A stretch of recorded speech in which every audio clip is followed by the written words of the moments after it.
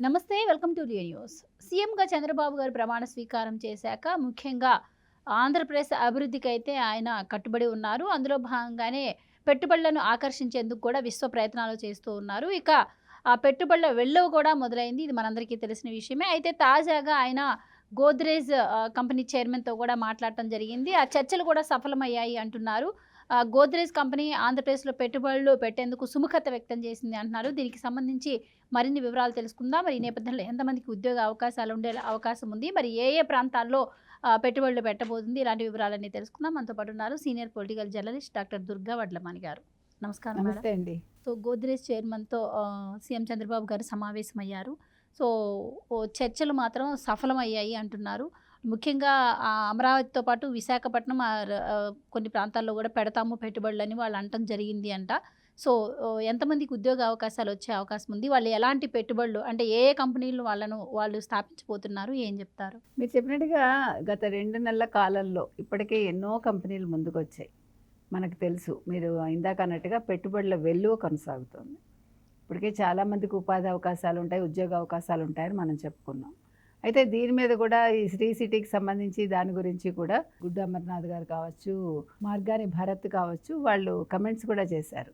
ఎప్పుడో జగన్మోహన్ రెడ్డి హయాంలోనే ఇవన్నీ మొదలయ్యాయి, ఇప్పుడు కొత్తగా వచ్చినవి ఏవి కావు, అప్పటికే శంకుస్థాపనలు అయ్యాయని. సరే, వాళ్ళు ఏదైనా చెప్పుకుంటారు, మనకు అనవసరం. ఇప్పటివరకు ఏమేమి పెట్టుబడులు మనకి ముందుకు వచ్చాయి, ఏ కంపెనీలు వచ్చాయి, గోద్రేజ్ వాళ్ళు ఏం పెట్టబోతారో చూద్దాం మనం ఒకసారి. ఇప్పుడు మనం ఇందాక చెప్పుకున్నట్టుగా హెచ్సిఎల్ కంపెనీ ఒకటి సాఫ్ట్వేర్ రంగంలో పెట్టుబడులు పెడతాను ముందుకు వచ్చింది. తర్వాత పునరుత్పాదక ఇంధన శాఖలో భారీ పెట్టుబడులకి మరో కంపెనీ ముందుకు వచ్చింది. తర్వాత $5 బిలియన్ల గ్రీన్ ఎనర్జీ పెట్టుబడులు పెట్టింది. తర్వాత గ్లోబల్ ఇన్వెస్టింగ్ సంస్థ Brookfield Axis energy promote చేసింది. తర్వాత క్లీన్ ఎనర్జీ ప్లాట్ఫామ్ ఎవరెన్, ఇవన్నీ కూడా ముందుకు వచ్చాయి మనకి. ఇవన్నీ మనకు తెలుసు. ఇప్పుడు గోద్రేజ్ ముందుకొచ్చి ఇంచుమించు 2,800 కోట్ల పెట్టుబడి పెడతానంటుంది. అయితే గోద్రేజ్ సిఎండి నాదిర్ గోద్రేజ్ ఈయన సీఎం చంద్రబాబు గారిని కలవడం అయింది. తర్వాత అంటే ఆ బృందంలోని సంస్థ ప్రతినిధి ఒకళ్ళు కూడా సీఎం చంద్రబాబు తోటి, తర్వాత ఉన్నతాధికారులతోటి చర్చలు జరిపారు. అయితే వీళ్ళు ఏమేమి విషయాల్లో వీళ్ళ ఆసక్తి చూపిస్తున్నారంటే అగ్రి ఒకటి, పెస్టిసైడ్స్ ఒకటి, ఆక్వా ఒకటి, తర్వాత రియల్ ఎస్టేట్, ఈ 4 రంగాల్లో పెట్టుబడులు పెట్టడం వల్ల వీళ్ళు అనేది ఏంటంటే ఆర్థిక రంగం ఏపీలో బలోపేతం కావడమే కాకుండా రైతులకు కూడా మేలు జరుగుతుంది అంటున్నారు. అంటే ఇప్పుడు ఆక్వా ఇవన్నీ కూడా మనకి ఎక్కువ కదండి. మనం తీసుకుంటే కనుకైతే ఉభయ గోదావరి జిల్లాల్లో చాలా ఎక్కువ మనకి. సో దానివల్ల చాలామంది రైతులకు ఉపాధి దొరుకుతుంది అని అంటున్నారు. తర్వాత వంట నూనెలు, పామాయిలు, ఈ ఉత్పత్తుల గురించి కూడా వీళ్ళు చర్చించడం జరిగింది. ఇక అంటే ఈ 2,800 కోట్లు అంటే చిన్న విషయం కాదు. అందులో గోద్రేజ్ అనే దానికి, ఆ సంస్థకి మనకి చాలా మంచి పేరుంది. ఇప్పుడు కాదు, ఎప్పటి నుంచో ఉంది. మన ఇళ్లలో మనం వాడుకునే తాళాల దగ్గర నుంచి ప్రతి ఒక్కటి గోద్రేజే. అంటే వాళ్ళు విస్తరించిన రంగం లేదు. గోద్రేజ్ ఈవెన్ సబ్బుల ఇదిలో కూడా ఉంది, తయారీలో కూడా. ఇట్లా అంటే ఆ సంస్థకి ఒక మంచి పేరుంది. అంటే నమ్మకమైన సంస్థ, అక్కడ ప్రొడక్ట్స్ చాలా బాగుంటాయి. ఈ రకంగా చూసుకున్నప్పుడు గోద్రేజ్ ముందుకు రావటం వల్ల 2,800 కోట్లు అంటే చాలామందికి ఉపాధి అవకాశాలు దొరుకుతాయండి. మనం ఎంత నెంబర్ అనేది ఇంకా ఖచ్చితంగా ఇప్పుడే చెప్పలేము.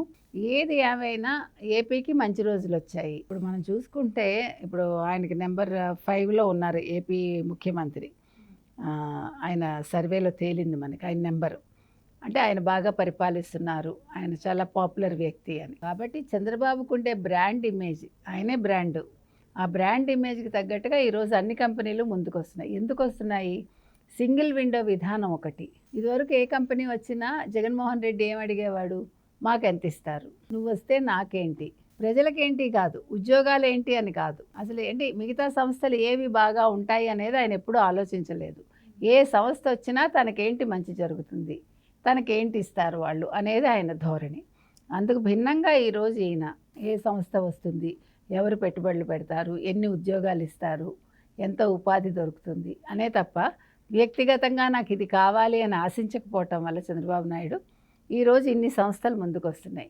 అదేవిధంగా అందులో భాగంగా గోద్రేజ్ వాళ్ళు కూడా వచ్చారు. కాబట్టి డెఫినెట్గా చాలామందికి అయితే ఉద్యోగాలు వస్తాయండి. అందులో ఇన్ని రకాల అంశాలు ఉన్నాయి. ఆక్వా ఉంది మనకి, ఏది తీసుకున్నా కూడా అంటే అటు రైతులకి ఉపాధి దొరుకుతుంది, సామాన్య ప్రజానీకానికి మంచిదవుతుంది, చదువుకున్న వాళ్ళకు కూడా ఉపాధి దొరుకుతుంది. ఇది అన్ని రకాలుగా కూడా ఈ గోద్రేజ్ ఇవాళ రావటం వల్ల, ఈ పెట్టుబడులు పెట్టడం వల్ల చాలా మంచి జరుగుతుంది ఆంధ్రప్రదేశ్కి అని మనం చెప్పాలి. అంటే వైసీపీ ఇప్పటివరకు ప్రచారం చేస్తూ ఉంది. అంటే అధికారం లేకముందు నేను ఈ పథకాలు ఇస్తా అన్నాడు, ఆ పథకాలు ఇస్తా అన్నాడు. మరి ఖజానా నిలిచేసామని చెప్పారు. మరి ఈ పథకాలని ఎట్లా అమలు చేస్తున్నారు అని చెప్పి కూడా మాట్లాడటం జరిగింది. అయితే చంద్రబాబు గారు వచ్చిన దగ్గర నుంచి చూస్తున్నాయి. ఇప్పటికే హెచ్సిఎల్ కావచ్చు, బీపీసీఎల్ కావచ్చు, ఇప్పుడు చూస్తే గోద్రేజ్ ఈ కంపెనీలన్నీ కూడా వస్తూ ఉన్నాయి. అంటే ఒక పక్క సంపద సృష్టిస్తూ ఈ పథకాలను ఆయన అమలు చేస్తున్నారా అంటే మీరేం చెప్తారు? అవును, మీరు చూసుకున్నట్టయితే మేనిఫెస్టో ఎప్పుడైతే విడుదల చేశారో చంద్రబాబు నాయుడు గారు, ఏంటి నా వల్లే కాలేదు, చంద్రబాబు నాయుడు ఎలా చేస్తారు అన్నది జగన్మోహన్ రెడ్డి రియాక్షన్ వెంటనే. కాబట్టి ఇది జరిగే పని కాదు అన్నది వాళ్ళు అన్నమాట. అందుకు భిన్నంగా ఆయన ఒక్కొక్కటి చేసుకుంటూ వస్తున్నారు. ఇప్పుడు ఫ్రీ బస్ గురించి కూడా అందులో ఉండే లోపాలు ఏమైనా ఉన్నాయా అంటే ఇప్పుడు అమలు పరుస్తున్నాయి కదా, కర్ణాటక కావచ్చు, లేకపోతే మరొక చోట కావచ్చు, ఇట్లా 3-4 స్టేట్స్ ఉన్నాయి, తెలంగాణ కావచ్చు. అక్కడంతా కూడా ఆయన అన్నది ఏంటంటే మీరు అక్కడ ఒక అధ్యయనం చేయండి, ఆ ఫ్రీ బస్లో ఉండే లోపాలు ఏమైనా ఉంటే వాటిని సరిదిద్దుకున్నాక మనం ఫ్రీ బస్ సౌకర్యం ఇద్దామని చెప్పారు. అలాగే ఒక్కొక్కటి సందర్భాన్ని బట్టి వాళ్ళు ఒక 6 months గ్యాప్ అయినా ఇవ్వాలి కదా, మనం ఇంకా 2 months అయింది. సో 6 months లేకపోతే ఏడాది కాలంలో అన్నీ అమలు చేస్తారు. వాళ్ళు 10 నెలలు తీసుకున్నారు మీకు గుర్తుంటే. కాబట్టి అవి ఎలాగా జరుగుతాయి. తర్వాత మీరు ఇందాక అన్నట్టుగా ఈ పథకాల అమలుకి ఆయన అన్నది ఏంటంటే సంపద సృష్టి, పథకాల అమలు. అందులో భాగంగా ఇవాళ ఈ కంపెనీలు అన్నీ వస్తున్నాయి. ఇది జగన్మోహన్ రెడ్డికి చేత కాకపోవటం వల్లే కదా ఇంత నష్టాలు జరిగాయి. అంటే ఇప్పుడు వచ్చే పెట్టుబడిదారులు ఎవరైతే ఉన్నారో వాళ్ళకు అంటే గతంలో పెండింగ్ సమస్యలు ఏమైనా ఉన్నా కూడా మేము క్లియర్ చేస్తామని చెప్పడం కావచ్చు. అంటే చాలామంది కొన్ని కంపెనీలు వెళ్ళిపోవడం కూడా జరిగింది. వాళ్ళకి భరోసా ఇచ్చి తీసుకురావడం కావచ్చు. వీటన్నిటితో పాటు వాళ్ళకి కావాల్సిన వనరులు కూడా చంద్రబాబు గారు సమకూరుస్తూ ఉన్నారు. మరి ఇంత కష్టపడి ఆయన కంపెనీలు తీసుకొస్తుంటే ఈవెన్ పారిశ్రామికవేత్తలతోనే ఆయన ఒక టాస్క్ ఫోర్స్ను కూడా క్రియేట్ చేసి అంటే వాళ్ళే కంపెనీలు తీసుకొచ్చేలాగా క్రియేట్ చేయడం అంటే కూడా అది ఒక కొత్త నూతన విధానం అని కూడా చెప్పొచ్చు. ఇంత చేస్తుంటే ఒక పక్క నుంచి వైసీపీ ఏమో ఈ విధంగా ఈ 2 yearsలో ఏ కంపెనీలు వచ్చినా కూడా అదంతా మా హయాంలో జరిగిన వాటికి ఇప్పుడు వస్తున్నాయి, అంతా క్రెడిట్ అంతా మాకే దక్కుతుందని చెప్పి వైసీపీ అంటుంది. మీరేమంటారు? వాళ్ళు సరే వాళ్ళది అంటున్నారు కదా, మరి ఎందుకు వాళ్ళకి ఉత్తరాలు రాస్తున్నాడు, లేఖలు పంపిస్తున్నాడు కదా వాళ్ళకంతా కూడా, మీరు రాకండి, మీరు పెట్టుబడులు పెట్టకండి అని ఎందుకు రాస్తున్నాడు? మరి నీ హయాంలో మొదలైనవి అయితే అప్పుడే అవి జరగాలి, ఈ పాటికి ఉత్పత్తి కూడా ప్రారంభం అవ్వాలి కదా. నువ్వు ఎందుకని చంద్రబాబు నాయుడు గారు తీసుకొస్తూ ఉంటే బ్రాండ్ ఇమేజ్ పాడు చేయడానికి చూస్తున్నావు, కావాలని ఢిల్లీ వెళ్ళి రచ్చ చేసావు. ఇప్పుడు ఎక్కడ ఏం జరిగినా ముందు వెళ్ళిపోతావు, ఒక నెగిటివ్ మాట్లాడతావు. ఎవరు ముందుకు వస్తావన్నా నువ్వేమో వాళ్ళకి ఒక ట్విట్టర్ ద్వారానో, ఎక్స్ ద్వారానో, లేదా వేరే రకంగానో వాళ్ళకి రాకండి, ఇక్కడ మీకు శాంతి భద్రతలు లేవు, లేకపోతే ఇక్కడ మీరు సవ్యంగా మీకు జరగదు అని ఎందుకు రాస్తున్నావు నువ్వు? అంటే నువ్వు రాష్ట్రానికి ఒక చీడపురుగు అన్నమాట. రాష్ట్ర అభివృద్ధిని కాంక్షించేవాడు ఏం చేస్తాడు, ఎవరుంటే ఏంటి, రాష్ట్రం బాగోవాలి, ప్రజలకు మంచి జరగాలి, ప్రజలకు ఉద్యోగాలు రావాలి అనుకుంటాడు.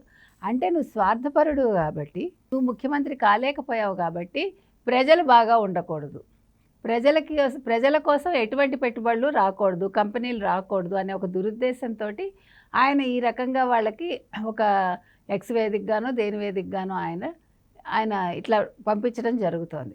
కాబట్టి ఆయన చేశాను అని చెప్పుకుంటే దానికి ఫలితం కనిపించాలి కదా.